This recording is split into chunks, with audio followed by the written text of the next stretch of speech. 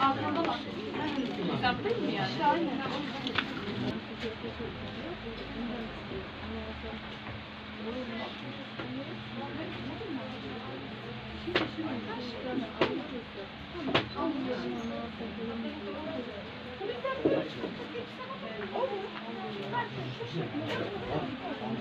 Çok güzel ha, değil mi? Güzel mi? Hadi olsun, çok güzel.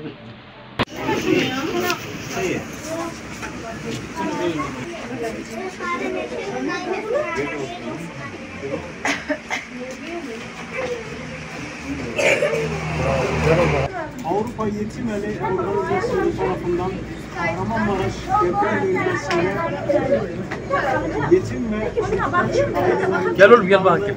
bildiriyoruz. Allah-u Teala bu kardeşlerimize dünyada ve ahirette ne kadar güzellikler varsa ihsan etsin. Onları her türlü kaza, bela, musibet ve afetlerden muhafaza etsin. Rabbim tüm yaptıkları ve yapacakları hayır ve hasenatları dergâh izzetinde kabul ve karim eylesin inşallah.